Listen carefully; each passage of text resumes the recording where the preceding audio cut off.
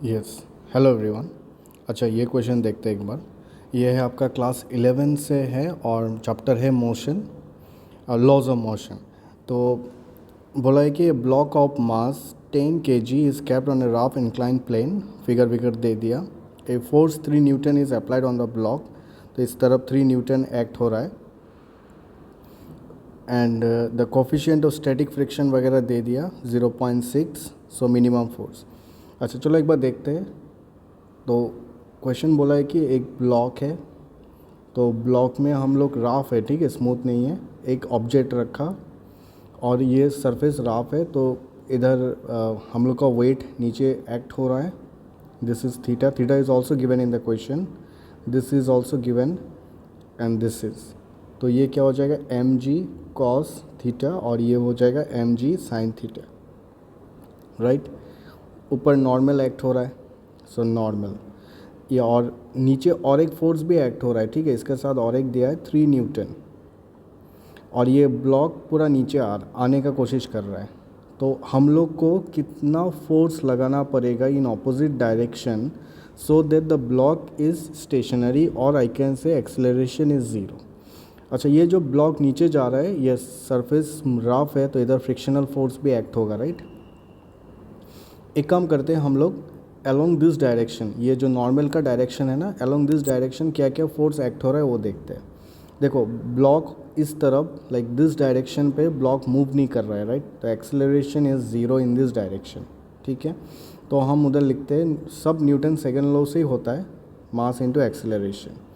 तो n minus m g cos 45 degree है तो कॉस थीटा लगाते हैं फिलहाल, और ये तो ज़ीरो है तो क्या हो जाएगा, n equals to m g cos theta, right. अच्छा, अलोंग द प्लेन लगाते हैं एक बार, फिर से एक बार इधर बना लेते हैं, ठीक है। ये हम लोग का ऑब्जेक्ट है और इधर वेट एक्ट हो रहा है, राइट।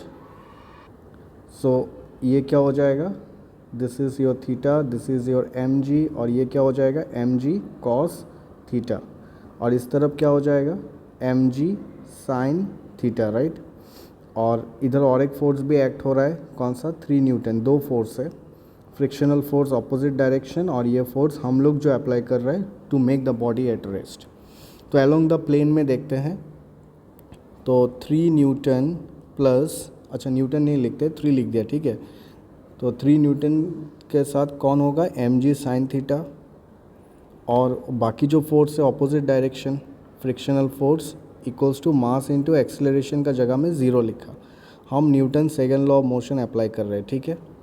तो 3 plus m g sine 45 degree minus f जो हम लोग को पता नहीं है, और ये क्या लिख सकते हैं, न्यू एन लिख सकते हैं एफ़ का जगह में, राइट। और इधर तो ज़ीरो है। 3 plus m g 45 is √2 and न्यू, और n का जगह में क्या लिख सकते हैं, m g cos 45, right, equals to f. ये एफ़ को उस तरफ लेके गया और n इधर से n तो एम जी कॉस थीटा है ना। मास 10 kg दिया है तो वैल्यू पुट करते हैं, राइट। 3 प्लस 10 एक्सेलरेशन 10 बाई √2, सही है। और स्टैटिक फ्रिक्शन कितना दिया है, 0.6।